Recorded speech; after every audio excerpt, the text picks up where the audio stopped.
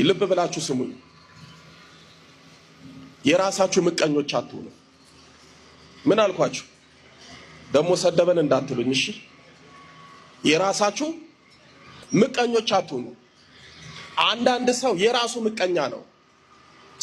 ሰው ላይ ምቀኛ ይሆናል። ክፉ መንፈስ ሰዎች ላይ ምቀኛ ይሆናል። ግን ደግሞ ከክፉ ሰውና ከክፉ መንፈስ ባልተናነሰ ብሎም በባሰ መልኩ የራሳቸው ምቀኞች ብዙ ሰዎች አሉ። አንድ ሰው መዳን ፈልጎ የማይጸልይ ከሆነ የራሱ ምቀኛ ነው፣ ድነቱ እጁ ላይ ነው ያለው። አንድ ሰው መዳን ፈልጎ የማይሰግድ ከሆነ የራሱ ምቀኛ ነው። አንድ ሰው ለመዳን ፈልጎ በደልና ኃጢአት ካለበት ንስሐ መግባት ካልቻለ ያ ሰው የራሱ ምቀኛ ነው።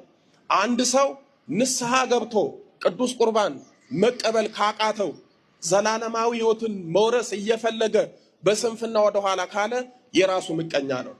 ስለዚህ ብዙዎቻችን ክፉ መንፈስና ክፉ ሰዎች እኛ ላይ ምቀኛ ከሚሆኑት ባልተናነሰ ሳይሆን በባሰ መልኩ የራሳችን ምቀኛ እንሆናለን። ለድነታችን ምቀኞች እንሆናለን። ሰው መቼም ሰው ላይ ምቀኛ ሊሆን ይችላል፣ ግን ሰው እንዴት ራሱ ላይ ምቀኛ ይሆናል? ስለዚህ ራሳችሁ ላይ ምቀኛ አትሁኑ። እመቤታችን እናንተን ለማዳን ዝግጁ ናት። መድኃኔዓለም እናንተን ለመማር ዝግጁ ነው። ማትጸልዩ፣ ማትሰግዱ፣ ንስሐ ማትገቡ ከሆነ ግን የራሳችሁ ምቀኛ ትሆናላችሁ። ለዚህ ነው የራሳችሁ ኃጢአት ምን እንዳይሆንባችሁ፣ እንቅፋት እንዳይሆንባችሁ፣ የራሳችን ኃጢአት ለራሳችን እንቅፋት እንዳይሆን እግዚአብሔር አምላካችን ሁላችንንም ለእውነተኛ ንስሐ ያብቃን።